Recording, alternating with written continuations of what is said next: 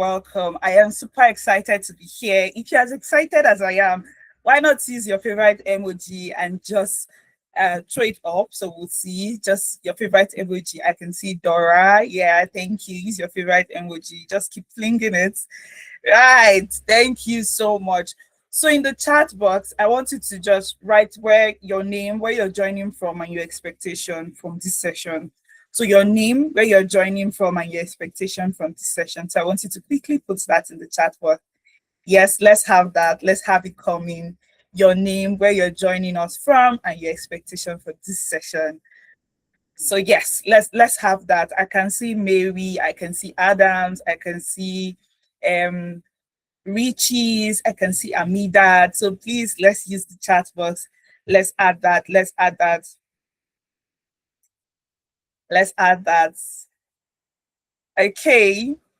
Yes, Dorothy is joining from Nigeria and from Abuja, Nigeria, and my expectations are to provide more opportunities for women in tech. Beautiful. So if you're here and you're trying to transition into tech, you're in the right spot. If you're here and you're looking for a community where there are women who are already in tech that you can grow and learn with, you are in the right place.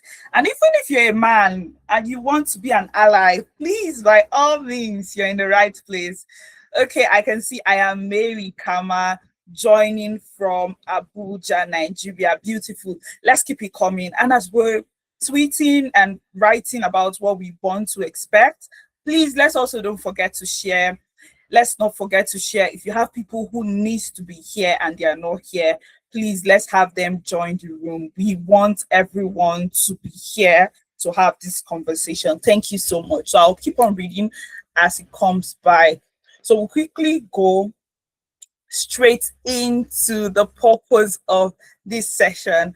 So once again, I will say welcome everyone to this very powerful session where we'll be talking about breaking the pattern, and it's more like our pre-IWD, so the International Women's Day 2026. My name is Blessing Iyae, and I'm honored to be your guide today. I'm honored to be your host, and where we'll be talking about the conversation around redefining career transition, women thriving in tech space. So all the talk about women thriving in tech space, the myths around it, the troubles they faced, and how they were able to overcome. We're going to be hearing real stories, and we're going to be asking questions as much as possible. And now, one very interesting thing is this is not just in Nigeria. We also have someone joining us all the way from Kenya to share experience. So if I were you, I would already be throwing my emoji, right? Because this conversation is going to be, how do they put it now? Gen Z would say clock it, or we say on point or something, right? So yeah, we're going to be having an amazing conversation. So let me quickly dive right in to sharing my screen and just getting to see our bio of our speakers quickly, and then we would invite them on stage.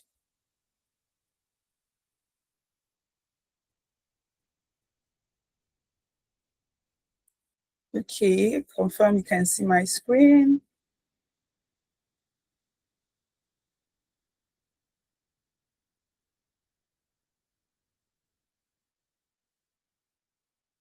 Okay, confirm you can see my screen. Okay, let me see. Hope you can all see my screen. Yes, you can. Thank you so much for that. So yes, Nancy, she's an automation AI engineer. She's also a civil engineering graduate. Okay, she's also a civil engineering graduate, and she's passionate about STEM advocacy, and she's dedicated to empowering young people through technology and innovation. She's the founder and executive director of Women in Sustainable STEM Africa, where she has empowered over 3,000 young girls and youth with digital engineering and leadership skills across underserved communities. Please, I want to see the emojis flying. Through her talks, Nancy inspires audience to embrace lifelong learning, inclusive innovation, and future-ready skills. She believes that when young people, especially girls, are equipped with the right tools, confidence, and mindset, they become powerful drivers of sustainable change. Wow. Please let's make welcome Nancy. Hi Nancy, confirm you can hear me. I can hear you, Blessing. Thank you so Hi. much for the welcome. Yes, it's my pleasure. So we would introduce our next speaker. She's no other person but Dorothy. Now, Dorothy is a program coordinator, and at Wenters, Dorothy Simeon served as the lead program coordinator and partner, driving the growth of mentorship and skill development program designed to close the gender gap in technology. Her work focuses on program design, ecosystem partnership, and creating opportunities for women at every career stage in tech. She's experienced in partnership, building community engagement, and talent pipeline creation. Please, without further ado, help me welcome Dorothy. Hi. Hi, Blessing. Thank you so much for having me. It's my pleasure. So let's quickly dive right in. Um, So looking at both profiles, we have here, we have an AI engineer. We also have Dorothy. So in 1 minute, I just want you to explain what was that change for you? Like, how did your journey into tech start? So probably uh, we'll start with Nancy and then we'll move to Dorothy just in a minute or two. Tell us about your journey into tech. Were you born and then you just decided, oh, I want to be a woman in tech? How was your journey? Thank you. So, Nancy, over to you. Thank you so much, Blessing, for that. I'd say my journey in tech started when I was in university. I never knew I would be in tech in this point in life, if you asked me like 3, 4 years ago. But then I was doing civil engineering, and civil engineering is all about buildings, infrastructure, highways, road, everything related to buildings. So while I was still in my first year of my university, I was mostly interested in when I was doing my co-curriculars. I was not interested in sports. I actually tried everything out. I tried sports. I tried everything that involves any other club, and then I made the innovators club while I was school, and then that is where I saw my passion, and I so I was not yet into computing. I'd say that yes, I knew how to use a computer, but then I never saw myself into that into computing. So when I started off, I was more interested in getting to know how computers work and how and what else is and going from there. So I was able to. I think curiosity drove me there and trying to understand how systems work, especially in computing. And then from there, the curiosity grew. I started in robotics and then continued with my journey to machine learning and then finally AI. So from all that journey with the curiosity, that is where I began. So in school, I was doing a course in civil engineering and also, doing self-taught tech on the side. Yeah, and that's how I found myself in tech. Wow, beautiful. I was really taking notes.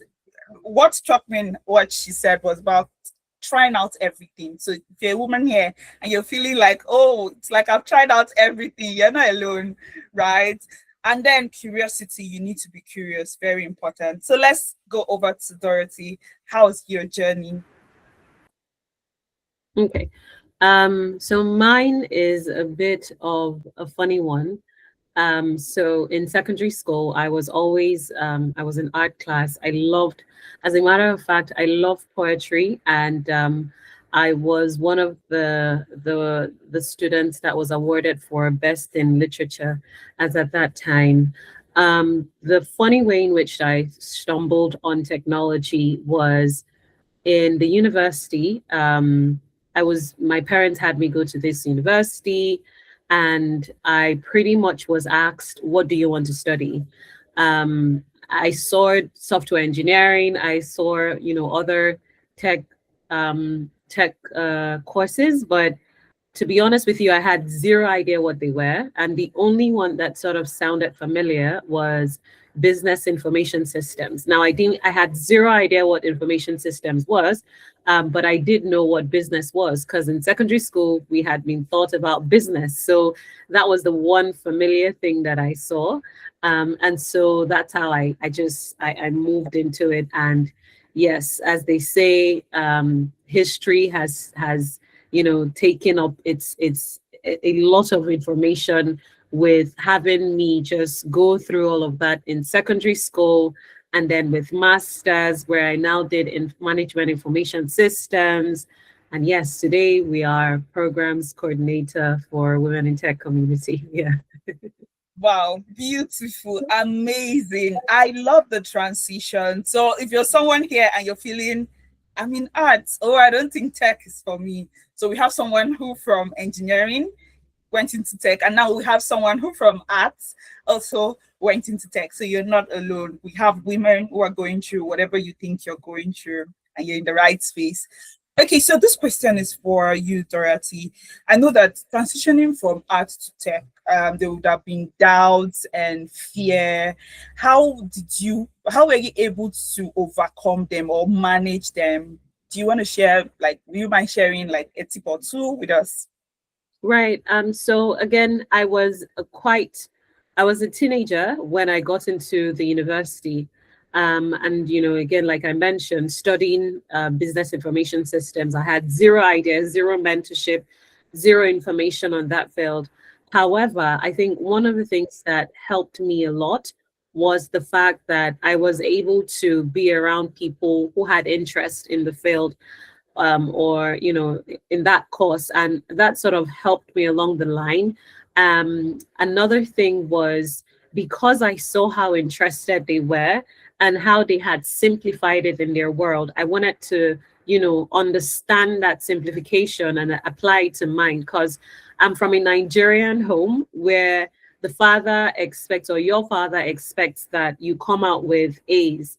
And so I wanted to make sure that if I'm going back home, regardless, I needed to come out with A. And good enough, I was able to come out with fantastic scores. And then I think that was that because I saw how easy it became for me, I was able to embody that. I then transitioned and told myself, okay, because I love this, or because I've been able to be successful in this, why not further it with, the management information system in masters. And yeah, that's pretty much the tip that helped me, just making sure that I was around people who were sort of who loved what they were doing, who loved what they were studying. And I think in that sense, it was a community that built me, I would say. So yes. Blessing. Yes, amazing, super amazing. Okay, while I was taking down notes, talking about the importance of community. We're going to be in our questions, in the questions we're going to be having much later. We're going to be talking about how to join a community. The importance of a community cannot be overemphasized. You cannot do it alone. You shouldn't be learning in silo. You shouldn't be learning without someone.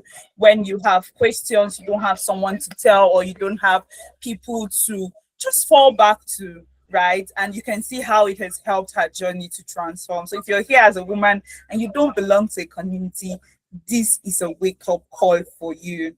So now our next question would be for Nancy. I would like you to just throw light on this question. So when we're talking about women who are considering moving into tech, what cost skill do you think they should focus on for women who want to transition into tech?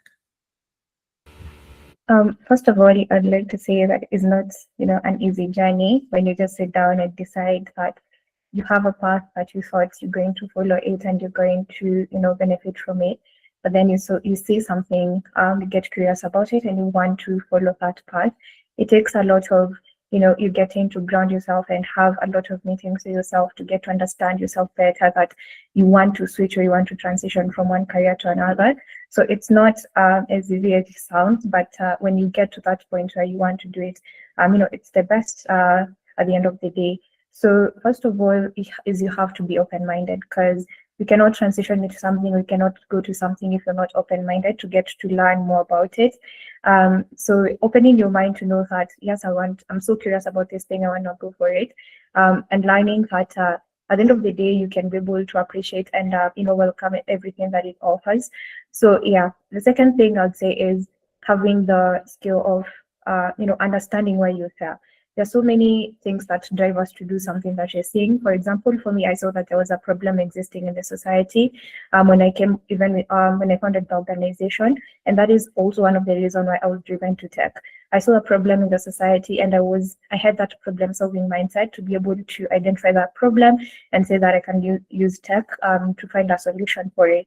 So it's key to understand, the problem and have that problem-solving mindset to be able to, go for it. The other thing is, of course, generally have the basic digital literacy skills when you're going to tech. Even if you don't have them, it's very key to start learning them in on time, so that when you transition into that, you have at least an understanding of what it is about. And all this takes, you sacrificing a lot of things to be able to get in and to understand what you want. The other thing that we cannot overlook is the technical skill bit of it. As long as we're talking about the basics, the foundation is very important, but at the same time, understanding the technical skill that you have to get, especially in tech, you have to understand that coding is one of the, I know it's the trend is changing because of AI and all the emerging technologies, but understanding the basics of what is coding, what is everything that is surrounds tech, I think it is important. And when we are talking about AI and coding, you'd find that there is a correlation that is there even now, and that is happening. And provided that AI can do the coding and all that, can you be able to make sense of the data, or rather the code that is being made? So it's very important to have the communication skills for you to be able to translate what it is that is being generated, and you can be able to tell a story about the code that is being generated, or whatever it is that you're trying to do in tech. So yeah, the other thing is the willingness to be able to learn, so that at the end of the day, you cannot say that you getting into tech, but then you don't want to sacrifice, or rather you don't want to be able to be in a process where you can learn everything about it. So it is very key to understand that it is a process, it takes time, and you can be able to put your time and effort in it.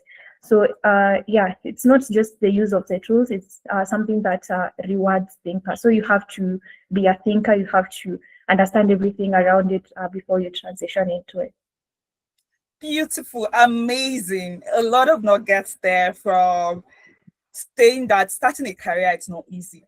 Yes, starting a career it's not easy, especially for women. You might be okay, for those who are married, you have kids, and you'll be like, oh, well, how am I going to do my children? You're a woman, probably you're staying with your parents, and you have to go to a class, and there's a lot of just a lot of things. You're having your menstrual cycle, and then you have to do one thing, and you don't have to give excuses. There's so much barrier, so it's not easy. But you have to be open-minded. You have to know that you have to look out for a problem and get to solve them. You have to also learn the technical skills. And like she mentioned, be open-minded, be willing to learn. Very important. So as the conversation proceeds, I know that we might have our own very pressing question that we want to ask the speakers. So please, if you have such question, you can do well to raise up your electronic hands and you'll be called, or just drop the question in the chat box and I will be excited to read them out. So please join our conversation.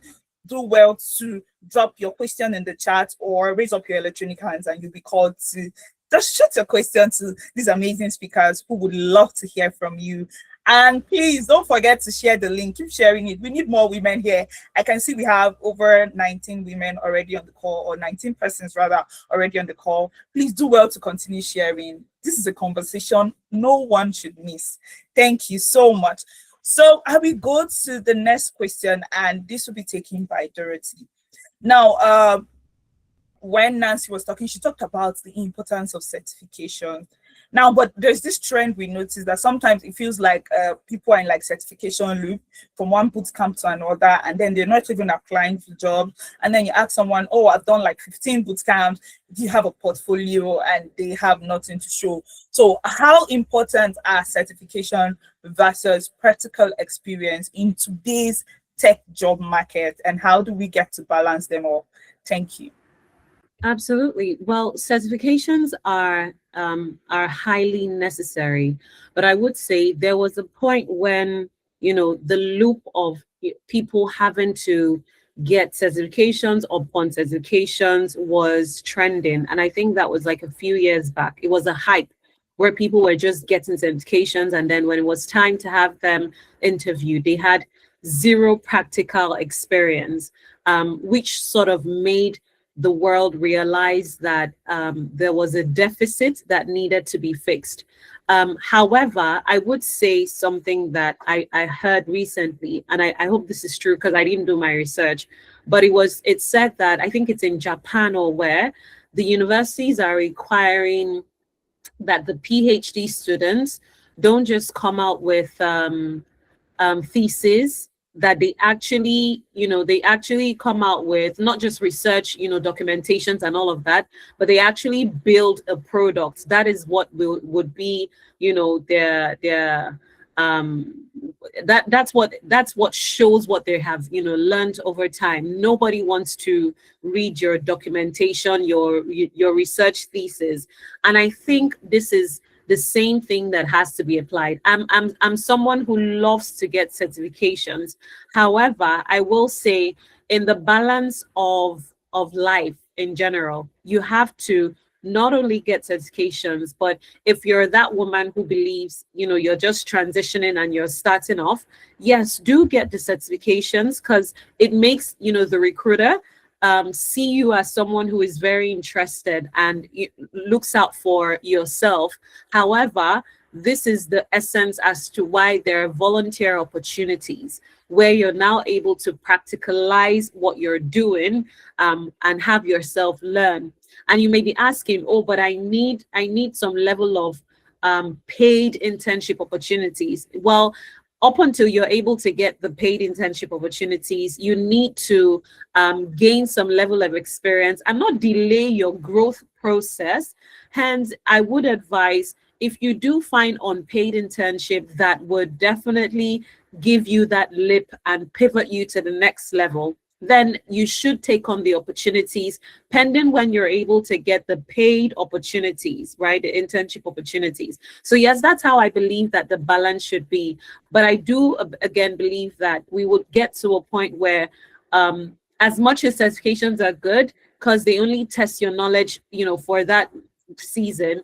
However, the practical things are necessary for every organization. I mean, as a CEO, I hope to be a CEO one day. That's what I would request. I honestly wouldn't, again, I'm thinking it to myself. I would die down interviews, and I would pretty much say to people, if you know you can do the job, come do the job for 3 months. If I realize that you can't do it, then I kick you out of the company, and have you go learn somewhere else. But don't put up the certifications and think, it acts as a mirror to who you are. It definitely doesn't. Wow, amazing. I love that. Why the certifications would boost your confidence, you also need to have practical skills. So as you're gaining those certifications, please, by all means, gain the skills to actually defend the certification. And I love the fact you talked about volunteering, very important. Should I say I'm a testimony to that? So when I started tech, I was kind of looking for jobs and I was not getting. And on Slack, I joined the community and someone was just posted that, oh, she's starting something, yada, yada, yada, and she needed people to volunteer. And I reached out, and that was how I got my first job, volunteering. And guess what? When I went for an interview, I was able to stand boldly to say, oh, I can do this, that, because I was actually doing it, though they were not paying me, and it's none of the people's business who are interviewing me. I have the skill. That's all that matters. So please, if you've been looking for jobs and it feels like, oh, it's not coming and you need experience, by all means, you can try volunteering. It always do works. Okay, so this will lead to the next question. I think we have questions already coming in the chat. So please keep them coming. We're going to be taking them shortly. Keep them coming. I love this audience. You guys are amazing. Keep them coming. And please keep sharing the link. I can see people. We have 24 people now on the call. That's beautiful. So the next question is talking about imposter syndrome, because a lot of women deal with this imposter syndrome. In fact, even after getting the job as a volunteer, maybe you're in a team, a technical team, and you're the only woman, you have like guys around, even when you know that this thing is correct or you feel like it's correct, you're just very unsure of yourself. So to Nancy, how are you able to deal with imposter syndrome, especially when dealing with, let's say, technical roles? How are you able to manage that? We'd like to hear from you. Yeah, you really put me on the spot here because it's something that I struggle with. I think even today, it's something that I struggle with, even when I'm in the role or when I'm even trying out something new in life. And at the end of the day, I just I'm just going to start with what I do, and then I can explain tips here and there. So most of the time you find that I'm sweating out when I have something new to try, or I know I'm supposed to be doing something, and I know I'm so good at it, but then I'll still have like a week of thinking that I'm not good at this, I'm not meant to do this, but then I come to find out that when I take the first step to do it, it actually turns out to be the best. So yeah, it's one of the things that I've not yet quite figured out in my life, but I'm in the process of learning. But way before, when I was facing all this, one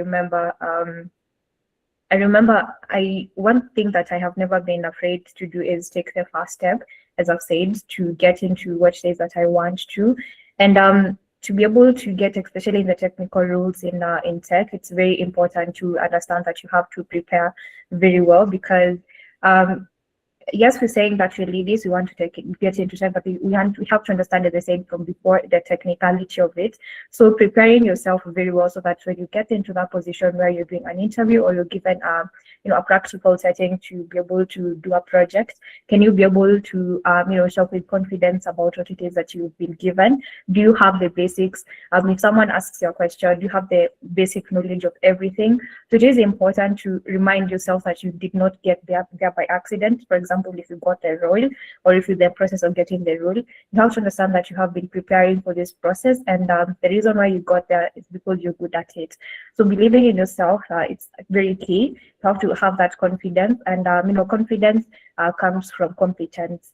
So at the end of the day, getting to learn that you are competent enough to be fair, and also when you're here, it's okay if you don't know anything. It's okay if you don't understand some of the things that have been asked, or yeah. So it's very okay to ask questions. Yeah, don't be afraid to ask questions if you don't know. And the other thing is to keep learning. We don't usually know everything when we get into the roles that we are at right now. I remember for me, I actually took 2 weeks in the role that I am at right now for pure training, because I cannot admit that I knew everything that I had to offer for the job. I did not know. But then taking that time to accept that I don't know and continue learning. Even to date, I continue learning and looking for materials that help me, be competent enough for the job that I am in right now. So understanding that you have all that I've talked about, from confidence to competency, and then combining both of them, and realizing that you're good enough to be able to do what it is that you want to do. So that is the tips I can give to beat imposter syndrome, and what I actually use. Because yeah, I'm still it's something that we're facing and still fighting from day-to-day life. So yeah. This is really amazing. Like you said, it's something we're facing and we're still fighting day to day. It's everywhere. So I think I'll still throw the same question to Dorothy. How do you face imposter syndrome? Are there more tips that you actually use that you would like to also add to what Nancy just said? So you know what's funny? Yesterday in my community, this was the same topic that we discussed, and it was, it's very funny because imposter syndrome, the first time I heard it was, I think, 4 years ago, and it keeps on coming up in conversations over and over and over again. And I would say this again. there was one tip, and this was the first time I heard it, was from a trainer. Her name is Alison Shamir. She's from Australia. Now we brought her into our community to sort of train our women on imposter syndrome. And amongst every other thing she said, there was one thing that I took out. She said, instead of faking it to make it, it should be brave it to make it. And that sort of changed my entire mindset on how, as women, as men, as human beings, we're always faking it to make it. And in the point of faking it, it's an imposter itself when you're trying to fake something. And so ever since then, I have decided that for every task I want to take on, for every opportunity that I find, for every volunteer opportunity that I'm called upon to do, I would definitely brave it to make it. I think amongst everything, that's the only thing I would give out to everyone on this call. Do not fake it to make it, brave it to make it. Right, let me unmute my mic. Yeah, thank you so much. Whoa, that's amazing. I am taking that down. Brave it to make it. Don't fake it. All right. Brave it to make it. So you guys, you can just take a screenshot of this session now and go ahead to tweet that. Right. You have to brave it to make it. Don't fake it, because when you're faking it, that's actually imposter syndrome. Okay. So we'll move to the next question. I think I can see a question in the chat, and I don't know who is open to answering that. It's talking about how can we create an app? Can you just run us through, like, so if I am a woman right here and maybe I have a business and I'm thinking I want to make an app, what are the steps involved? So I don't know which of you would like to take that question. Anyone? Nancy is best for that. Okay, so let's have you. All right. So when you want to make an app, I'm not the best at this because I'm not in app development, but I try to give tips related to the same. So as I explained, and also as Dora explained, is you have to, it's not all about what it is that you're learning, but can you put the skills into practice? And it's not a must that you start with coding, immediately. You have to understand the problem, what it is that you're trying to do, what does the app do. So you have to come up with, the design thinking, related to the design thinking process, how you do it. So can you be able to identify a problem and then solve it? Why are you building the app? What is it doing? You cannot just sit down and say, I am building an app. You have to come up with the problem, what is it that it's doing, and why does it matter that you're building this app? The next step will be to design before building. So you have to sketch it on paper. This I see it mostly with my friends who are, app developers or web developers. You'd find, I think even before AI came, it was so fascinating how people used to do it. You'd find people with, so many sketches, the smart boards, and then they have so many sketches of real phones or a real laptop, and then they have the whole design of the app there. So you have to sketch it on paper. If that's not, there are tools that can be used to do that in the now. We have Figma, we have also Canva. I think you can be able to map how exactly you want, your app to look like. So you have to design it. The next step would be,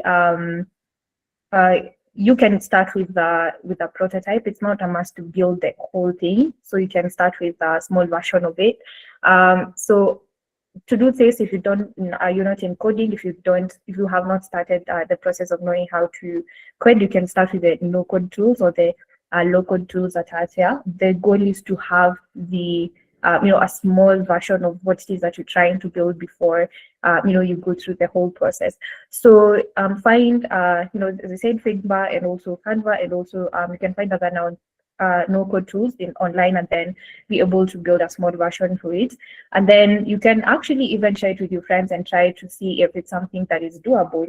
At the end of the day, we say that extremely that now people try to build so many things that you don't have a meaning to it. You find that you have very great ideas, but to what extent or what is it for? So you have to, share it with other people, try to see if it makes sense. And then if it makes sense, then to them, you can try now to improve on it. as you're learning how to, develop it from your day-to-day life. And then at the end of the day, you'd find that now you have the full version of the app that you're trying to build. And then at the end of the day, when you're building it, you're like, I'm building this because someone can see that, they can be able to use them in, their day-to-day lives. And then at the end of the day, it's something that is going to solve a problem somewhere. So by following those steps I have said, you can actually get started like that. Okay, thank you so much for sharing that. So one key thing before you build your app, like she mentioned, it must be solving a problem. So you can get to do your analysis, ensure that you're solving a problem, and then go on with the steps. And also, if you want to learn more technicalities on how to do that, that's why you need to take certification, join a community, like we mentioned, very important, so that they can guide you.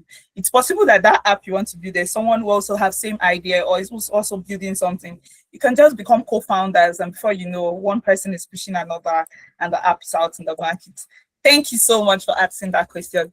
So we'll move on to the next question. So please, if you have questions, do well to drop it or raise up your electronic hands. We'd love to hear your beautiful voices.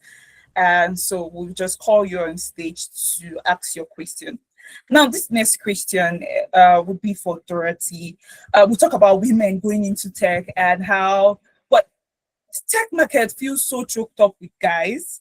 And so how can women thrive and grow in this field?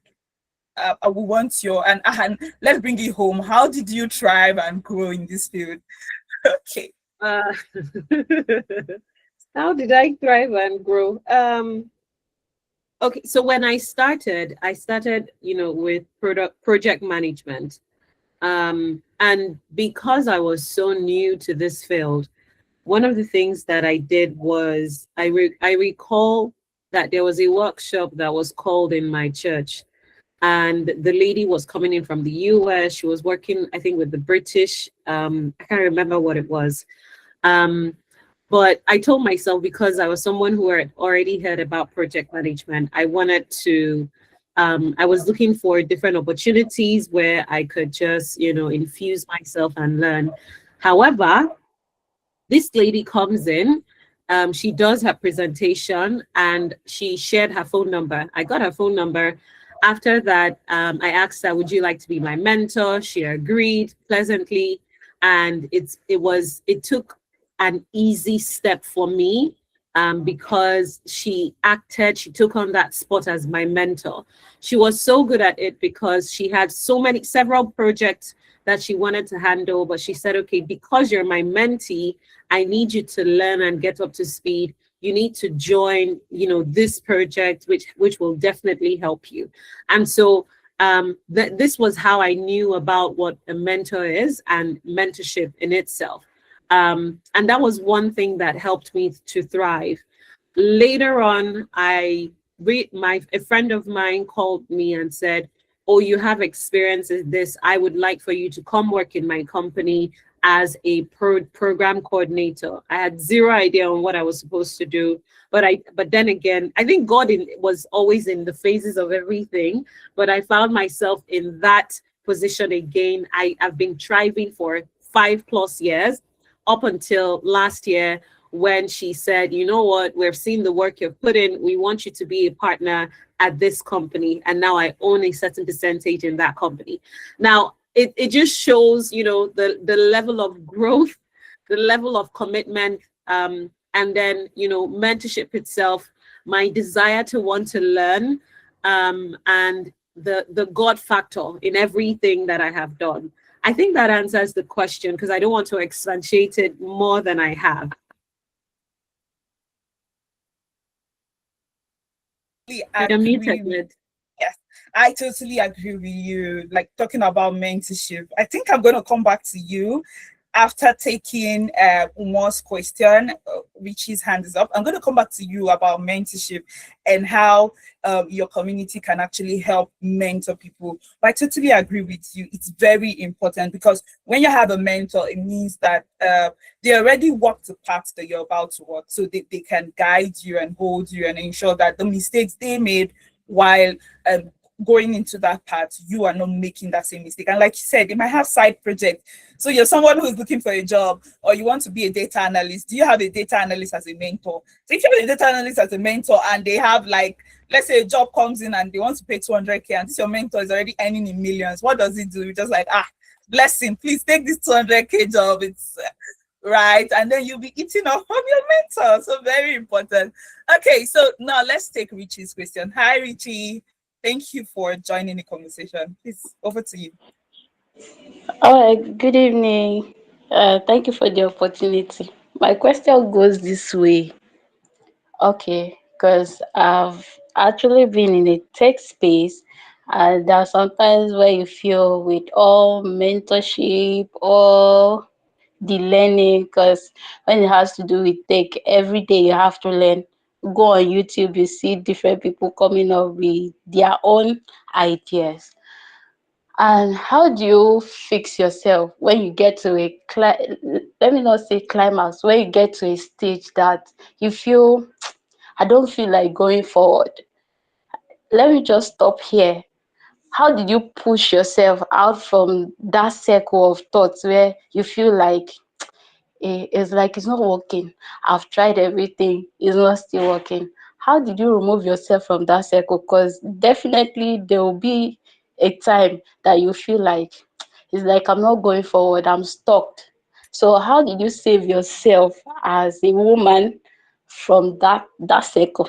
Because I know. Thank you. Yes. Thank you so much, Richie, for sharing that question, and virtual hugs to you for sharing that, because you're not alone. Like what you just said, I'm very sure if we give the mic around, so many women are also going through that. So I'll start with Nancy. What do you think? I know you've passed through that where it feels like everything is not working the way you plan. How do you push through? And then we'll go back to Dorothy. Yes. Oh my God, yes, every single time. I mean, I like these conversations because they are the things that we go through every single time. And I think for me, what works is at the end of the day, I look at the larger, perspective of things, or the long-term goal of why I started this. I have to go back. I usually go back to the drawing board and ask myself, why did I even begin this? When I look at my long-term goals and what got me into that, now I can extend to saying that, okay, this is what I am hitting at this point. I'm hitting this block, and how can I be able to solve it? If you realize that you're spending too much time, doing almost everything, but it's not working, can you choose one path to focus on? If you're spending 3 hours learning, can you just take 20 minutes every day? You see, so trying to make the goals realistic, and such that you can be able to, at the end of the day, say that I'm focusing on this small thing, no matter even if you don't have the effort to, you just make sure that you're choosing that the time, or the ability to be able to still stay on track. And when you do that, when you find yourself, taking the least time possible, or even a lot of it if you have it, but then trying every single day to push yourself, because it's like every other single thing. I'd say give it an example with gym, because I go to the gym. If you go to the gym and if there's that specific body that you want, if you're not pushing yourself every single time you stand in the mirror, it's not going to to work for you. So if you stand in the mirror and then you feel that your body that you still have, it's not what exactly that you want, what do? You just go back again to the gym. So it's also the same thing that I do with life, and I feel like it grounds me even in my career, doing that, because when I find myself that I'm getting stuck, I remind myself, as I see myself as that person standing in the mirror with that body that I don't like, but then I now say that I want to push myself to have that perfect body that I want, and to also so now in my career I want to push myself to have that at the end of the day to achieve my long-term goal. And understanding that this journey is hard, but remembering why I chose it, it takes growth, and at the end of the day, when I see the impact that I'm creating, or the end result of what I am doing, the independence, and also seeing the goal getting achieved, that is when I'm like, okay, it is worth staying for it and working for it. Amazing. You must always have your why. I think that's like a key takeaway for me. Write your why. So you're in this session right now. Why did you decide to choose tech? I think if you have that written down, when the going gets tough and you go back and you're like, okay, this is it. And she also talked about just the way you gym and you want that dream body, you should also have that dream tech person that you want to be like, and always look in the mirror and just push yourself. It wouldn't be easy, but yes, you can do it. So let's go to Dora. What do you do when you have that, you're in that state? Thank you so much, Nancy. What you said is totally true. It happens to everyone. I'm someone who used to write poetry. I love poetry. And it was in my process of writing poetry that I realized, Nancy, I see your love emojis. Seems like you're someone who likes. So it was in that process that I realized something called, is it writer's block, I think. And it sort of applies to what you're saying, Richie, which is there's a point in our lives, whether not even in tech or in your field, even just as a woman, as a mom, as a sister, as a mother, it just happens, and it's okay. It's okay when it happens. I think it's a point where you get to, and it just makes you have to sit. It forces you to sit and reflect, right? And I think it's also, if you're not careful, you may not rest in that process as well. So you need to actually rest, reflect, and then sort of pick yourself up and run the race again. But it's a good place. It just depends on how you manipulate it, either to favor you or not, right? And so first of all, I just want to say it's a good place. For me, I think it's a good place. It makes me reflect on where I'm coming from, where I am right now, and where I need to be, right? And so it's very necessary that, I think Nancy has actually answered it to the most part, having to understand your why. Why am I here? How do I then maneuver myself and take myself off of where I am, while also taking my learning opportunities? I'm sorry if you're hearing something in the background. It's just some army generals in the background that are making some noises. But it's having to also take on what your the learning, and then filtering it and realizing that, okay, I've achieved this level of growth, but this is how much I need to achieve. And then you take it on into your next season. The Bible talks about times and seasons. And so that period is now a season where you need to just sit down and reflect on things before you pick yourself up and begin the journey again, run that race. Wow, thank you so much for sharing. That's amazing. I'm very sure we were able to answer your question. I could see Richie's love emoji. And yes, it's okay to be in that state. We all, like both speakers have said, we all get there at one point or the other. And I will continue to also, just to add to what they said, I'll continue to emphasize the importance of a community, right? Community is like everything, especially for women.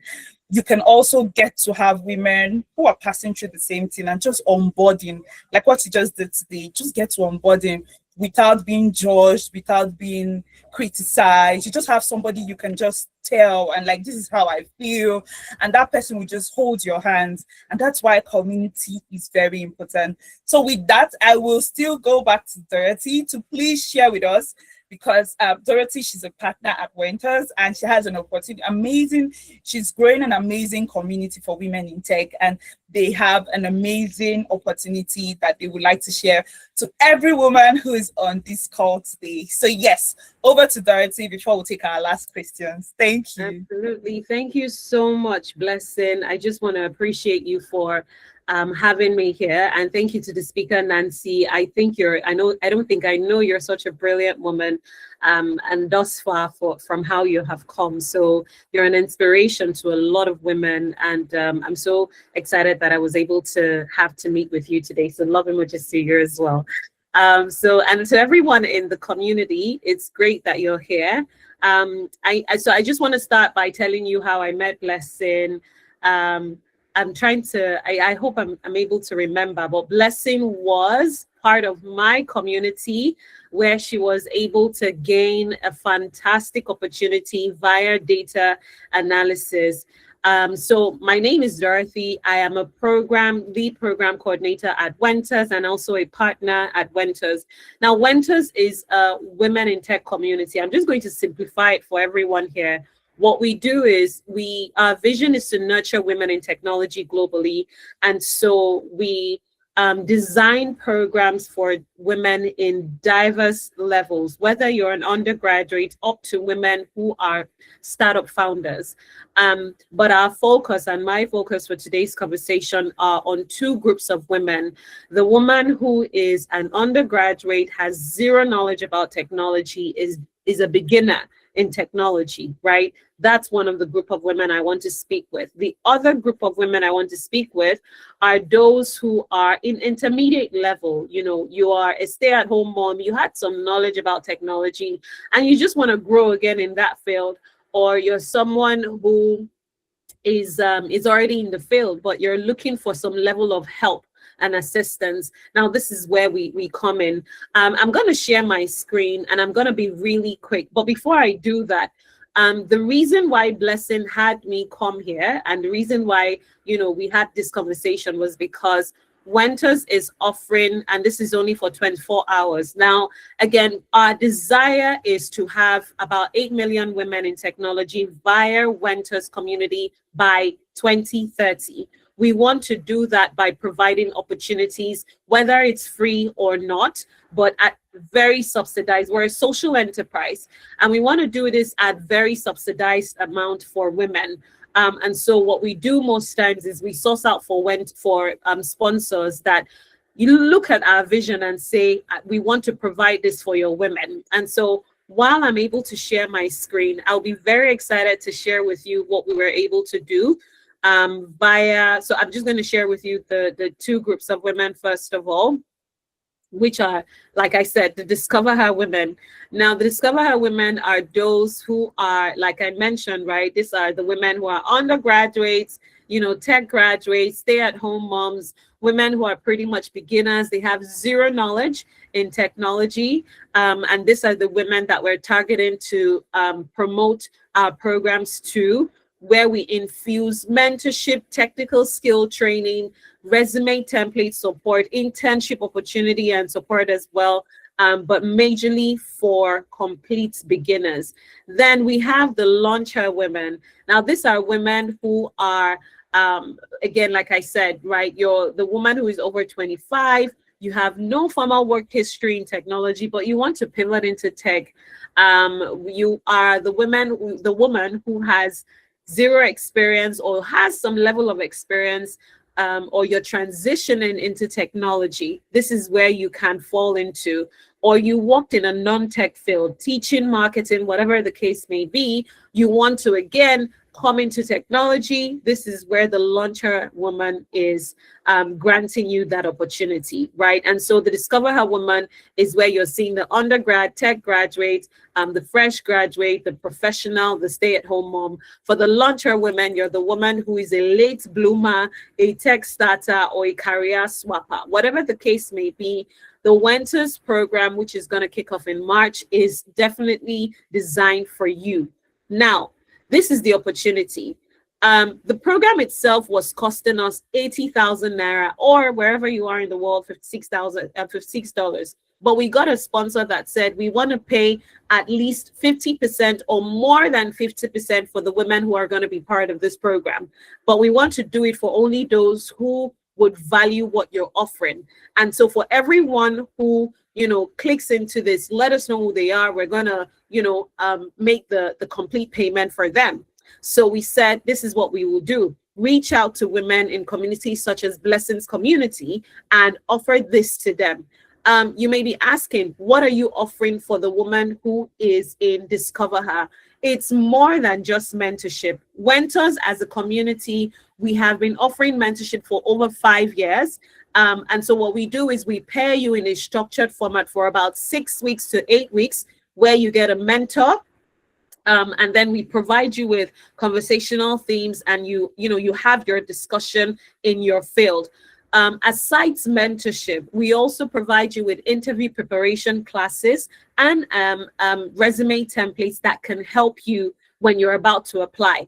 Then we also have technical courses that you must take on. So for this year, we launch 4 courses that you can only have the ability to choose one from.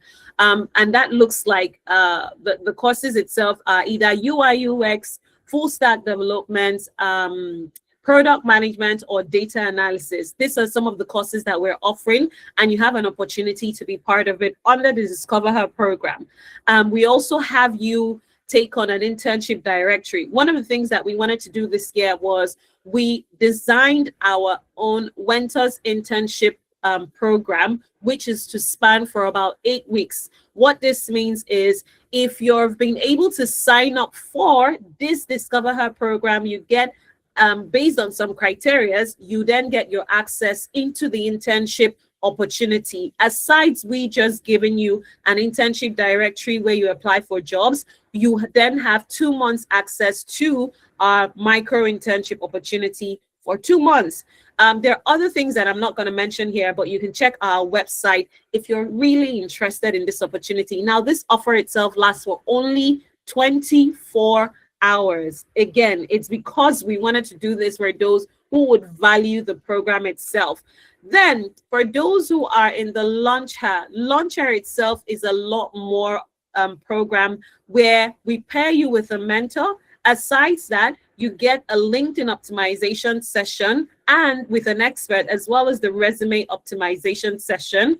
We also designed what we decided after our research called a 2 hours workplace effectiveness masterclass.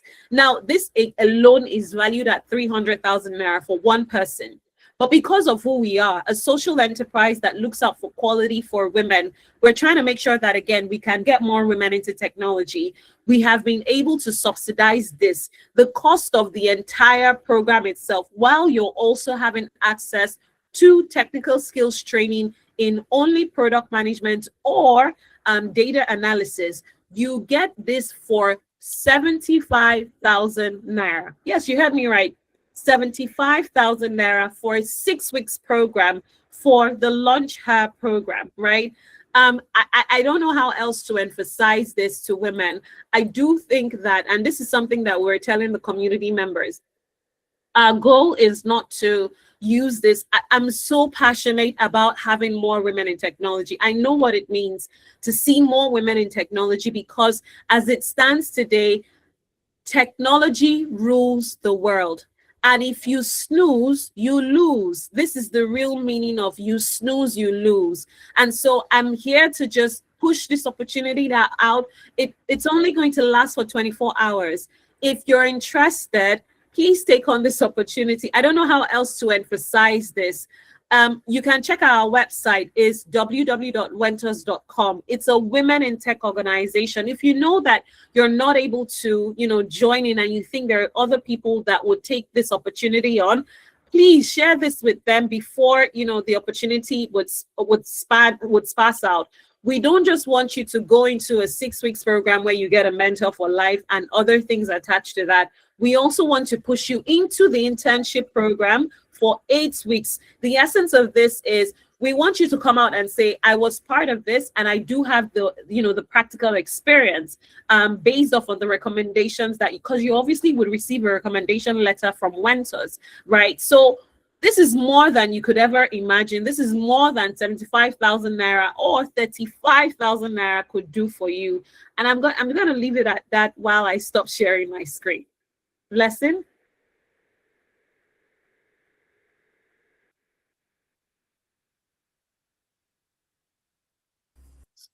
Hello, please confirm you can hear me. I can hear you now.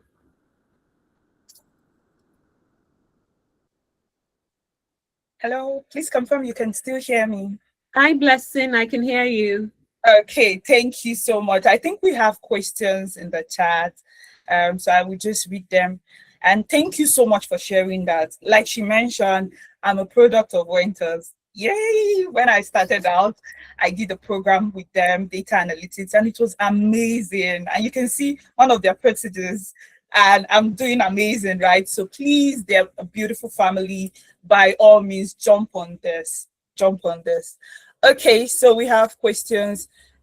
One here is saying, how did we? Okay, we've answered that question. Moving forward, I will be brave to make it. Yes, that's the spirit. And can we have the recording? Yes, you will be sent the recording. Please, if you didn't register, just ensure you register so we have your details and we will send in the recording immediately we're done. Okay, the next is outside of Nigeria, how do we do that? So I think you want to speak to that. Okay. Hi, Michelle. When you say outside of, what do you mean? Just so I totally have a context of what you're asking. So someone who is not in Nigeria, how do they make payment? So it's a very, oh, okay. So you can use the app Lemfi. That's one of the apps that one of our candidates used in completing her payment yesterday from the US. So I'm just going to put it down. I think this is one of the easiest way that you could do it. But if I would say probably reach out to me so I could help you with that. If you have more questions, I could help you with that. But Lemfi is a fantastic way. So if you reach out to me via my email, again, I could just put out the what's it called? The account information right here, as well as our community group, just in case. So I've put out the community group, I put out my email address, and then I want to put the account information if you're interested in making or completing your payment before the 24 hours is up. I hope that answers your question. I'm sure it did. Okay, I can see Maris. Maris is saying, please, I've tried to open the website and the price for the Discover Her are still the same. Exactly. They're the same for those who were not approached with this opportunity. We can't provide it to everyone. I wanted to do this for Blessing. To be honest with you, and this is just me being transparent. The opportunity was open yesterday. And when I told Blessing about it, that, you know what, if you're part of the community, it's 10% discount. But because we wanted to run this for 24 hours, it's supposed to end today. Blessing said, please, in a Nigerian, please, it should be open for my community. And I'm like, okay, I'll speak to my team. If they permit, then we would definitely have this open for you, especially because Blessing has been an alumni. So in a way, we sort of owe her that. So this was meant to end today, but because of Blessing's community, because of the relationship we already have with her, and because of how much she loves what she does for her people, we want to have this open for you all for 24 hours, beginning from today up until tomorrow, 5 p.m. West African time. Okay, yes, someone is asking that. Please, could you drop the link in the chat? So I think if you can drop the link so they just go directly, that would help. Right. So do not pay via the Wenter's website. You're only allowed to pay through, if you're in Nigeria, you can pay directly through the bank account, details that I have shared. But if you're outside Nigeria, use Lemfi, the app. It's a third-party application that would help you to complete payment. So use that app to complete your payment, because if you're paying via the website, it would be the usual amount. But if you're paying, via this, it now makes me realize that it's, you're the sets of people that I spoke to, and that's how we're able to do this for you. So again, like I said, 24 hours. Thank you so much for this opportunity. And please, there's a WhatsApp link on the chat. So just click on it. If you have more questions, you can reach out. Once you make your payment, you can also get the evidence of your payment and send to the WhatsApp so you can continue the conversation. And for those of you in my community, if you want to join the community, we'll also drop the link on the community. You can also ask questions. If you need her email, if you need more details, I will be sharing. And I think we'll also add, if possible, we'll add the slide and the recording so that you can get to also see the amount. And if you can also just put it on the screen so they get screenshots and know the amount that they are supposed to pay, I think that would go very well. I'm sure you've been able to get value from today's interaction. If you had, please use your favorite emoji. I want to see it flying. Just use your favorite emoji. Keep it flying. Margaret, thank you so much. Thank you, Nancy. Thank you, Ada. Thank you, everyone. If you have questions, please feel free to raise up your electronic hands or drop it in the chat. We're still very much available to take your question.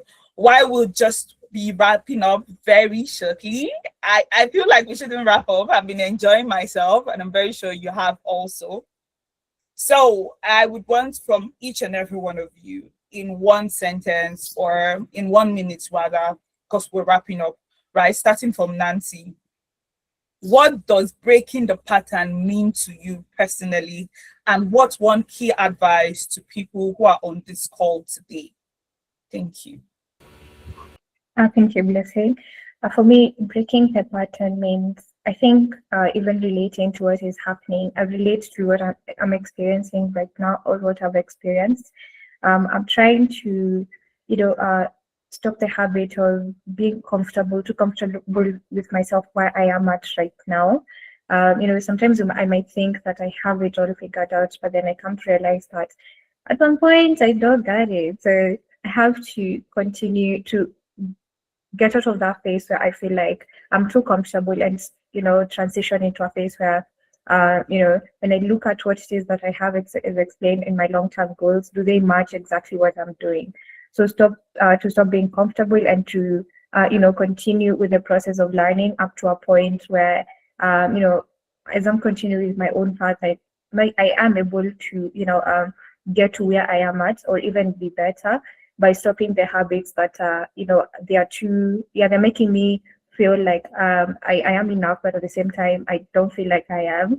So yeah, I feel like it's choosing to continue growing no matter what. And to everyone also, I think I would also try to give you the same thing. I know we all have our different journeys, and then we face different things in life as we continue being in tech or any other step in life. But I feel like the lessons are kind of similar, and you can apply them in whatever stage that you are in life. So no matter what you feel like you are in right now, if you're trying to transition into tech, you're trying to get into tech, or you're already there, you're feeling stuck, or you're already there and you're growing, keep on growing, keep on learning, keep on finding opportunities. And the good thing, as Blessing explained, is the powerful community. I feel like I actually even getting a role in or rather transitioning from civil engineering and getting a job in tech was through the power of community and knowing, and it was a referral. So someone knew that I am good and they saw my work in tech. They were like, what, this role can suit you, and that is how I got a job in AI. So the same way, finding communities that you relate to and trying to stick by the teachings that they are offering. Ask questions as much as you can. Try to find someone who you can relate to or what they're doing, and follow their plan or whatever it is that they're trying to give to you. And at the end of the day, you can find that if that plan works for you by being in that community, then it is the best. Thank you. Beautiful nuggets there, talking about how you don't have to be comfortable. Keep evolving, don't be comfortable with whatever position, and you just notice that you keep going forward. And she also talked about community, right? Community referrals are everywhere. Community is important. Now over to you, Dorothy. What's your advice to us? And then for you, what does breaking the pattern mean to you? You know how a husband and a wife goes to a program, and then the wife is done speaking and they tell the husband what you have to say, and the husband says, my wife has said it all. Nancy has said it all. Nancy has indeed said it all. But just to add to what she has mentioned, breaking the pattern for me is being consistent. Sometimes as human beings, we fail to stay in that rhythm of consistency. And so I just want to say to every woman out there, if you really want to transition into technology, there are times when, just like Richie had mentioned, you get stuck, you don't know what to do anymore. Like I mentioned, the writer's block. You really need to be consistent in asking yourself the why, in asking yourself the how, in asking yourself the when. Why am I here? Why am I blocked? And then asking yourself the how do I get on and move on from where I am? and asking yourself the when can I structure myself into the next level? When do I decide that I want to, be as progressive as I want to be, and how much do I need to put into myself, to be as successful as I want to? And so I think that answers the question for every woman who wants to transition into technology, and for those who are still dreaming of transitioning into technology. Beautiful. And thank you so much for that. Thank you so much for that. Be consistent, very important. And one thing about technology, right, that I think we should also just emphasize before we close, whatever your field is, you can always add tech to it. So if you're a nurse, you're a lawyer, you're a teacher, when we're talking about women in tech, we're not telling you, oh, leave your teaching and come learn data analytics in isolation. You could be a teacher who is analyzing data and making better informed decisions. You could be a lawyer who learns to maybe do UI UX design and designing beautiful websites for those in the law firm. So you can actually add technology to whatever you're doing. So yes, I thought I saw someone's hands raised. I think we've answered your question while talking. If we haven't, please, this is your time, like they say in churches or wherever you might hold your peace. Please raise up your hands if you want to ask question. And you agree with me that we've had an amazing time. So please, let's celebrate our speakers. Thank you so much for taking our time from your very busy schedule to do this with us. We are really, really grateful.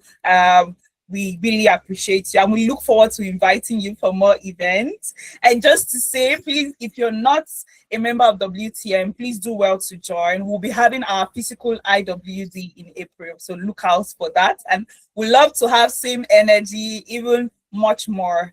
And until then, I would like to say bye for now. Thank you so much, our speakers. Thank you. Bye. Bye, everyone. Yeah, bye. Have a wonderful weekend. And you too.